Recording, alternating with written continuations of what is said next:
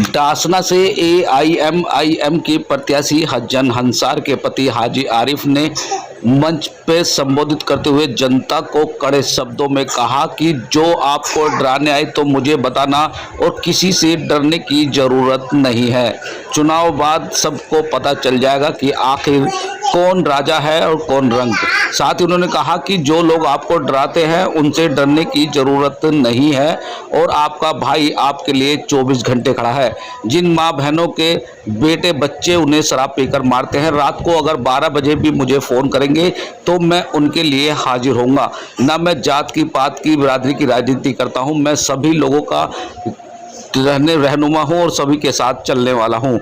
मुझे कभी भी किसी समय आप लोग याद कर सकते हैं। मैं आपको या हमेशा आपके साथ खड़ा मिलूंगा। पिछले 5 वर्षों से मैं जिस तरह आपकी सेवा कर रहा हूँ, सुनिए क्या कह रहे हैं हाजी आरिफ मंच से संबोधित करते हुए जनता को। अगर उनको हमदर्दी है गरीबों से तो मैं इस मंच के माध्यम से कहता हूं कि आप उन गरीबों का ब्याज माफ करो और उनके पैसे माफ करो तो हम मानेंगे कि आप गरीबों के हमदर्द हैं। और इस वार्ड के लोगों ने ज्यादा पैसे ले रखे हैं ब्याज पे। और ये भी आपको बता दूं, अभी 3 साल के लिए 3 महीने के लिए इलेक्शन पीछे हटा था, उन लोगों ने तगादा शुरू कर दिया था। तगादा करा आप लोगों पे या नहीं? आपको बता रहा हूं, चुनाव के बाद किसी को चवन्नी देने की जरूरत नहीं है। देंगे तो नहीं? अगर किसी ने चवन्नी मांगी आपसे, ना ब्याज देना है ना जमा देनी है। आपका बेटा कस्बे में रहता है, उनको उनका घर दिखाने का काम करेंगे। अगर किसी गरीब से पैसा या ब्याज मांगने का काम करेंगे, बिल्कुल डरने की जरूरत नहीं है। सब पर मेरा फेर दो।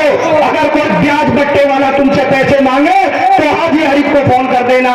जिस तरीके से मेरी माँ और बहनें रात को हमारे भाई से लड़ती हैं और मुझे फोन करती हैं रात के 12 बजे कि हाजी आरिफ हराम का चुदा शराब पीकर मेरे से लड़ रहा है, मेरे घर आ जाओ। तो रात के 12 बजे तुम्हारे घर जाने का काम करता हूं। क्या कोई चेयरमैन अब से पहले आपके घर गया? आपके साथ बैठकर खाना खाया?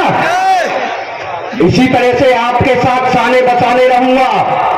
किसी को 1 रुपया देने की जरूरत नहीं है, मात्र एक फोन करना, इंशाल्लाह आपका भाई आपके पास मिलेगा। 15 साल के अंदर ये लोग आपके कस्बे की सड़क नहीं बना पाए। 15 साल पहले 204 फ्लैट नगर पंचायत डासना में बने थे, लेकिन ये डीएम साहब को गुमराह करते रहे और ये कहते रहे कि डासने में कोई गरीब आदमी नहीं है। उन 204 फ्लैटों को बांटने का काम हसन अंसार और हाजी आरिफ ने किया। वो 204 फ्लैट को चेयरमैन नहीं दिलवा पाया। एक बहुत पुराना पुल था, उस पुल को बनवाने का काम हाजी आरिफ ने और हसन अंसार ने किया। इन लोगों ने उसकी जांच कराई और 6 महीने मेरे कस्बे के लोग उस पर परेशान होते रहे और ये लोग हाजी आरिफ को बदनाम करते रहे। मेरे गांव के लोग गाली देते रहे और कहते थे कि चेयरमैन से पुल नहीं बनवाया जा रहा, लेकिन इसकी हकीकत ये थी कि इन लोगों ने इसकी दुनिया भर में शिकायत कर रखी थी कि साहब ये पुल अच्छा नहीं है, ये पुल चौड़ा नहीं है, ये पुल जो इसमें सरिया लगा हुआ नहीं है। सर, आज जैसे आज जी सभा का आयोजन हुआ, वरिष्ठ साहब आए थे, क्या कुछ कहना चाहिए?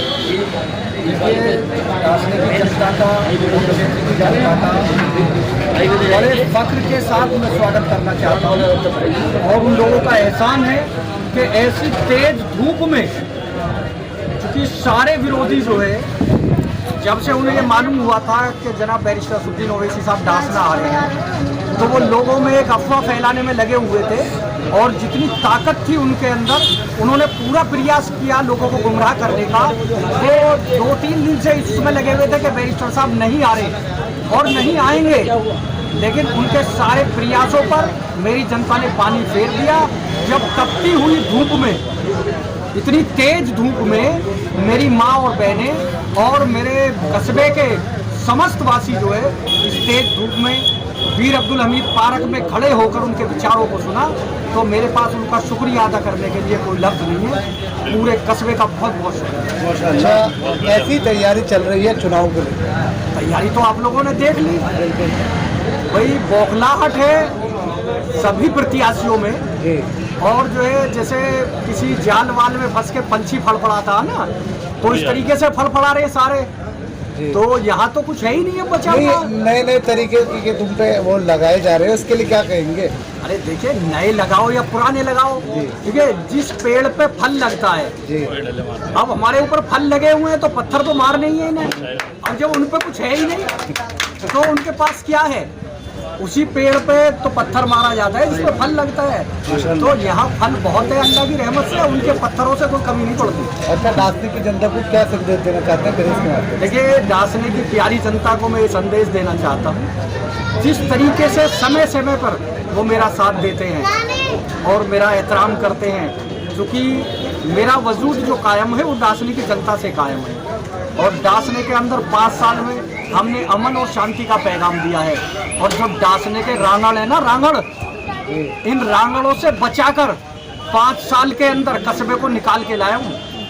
एक गाना आपने सुना होगा ना, हम लाए हैं तूफान से किश्ती निकाल कर, तो मैं इन रांगड़ों से इस कस्बे को बचा के लाया हूँ। जो 15 साल से ये लोग अत्याचार कर रहे थे, आज कस्बे ने मुझे ताकत दी तो मैंने इन रांगड़ों से इस कस्बे को बचाया है।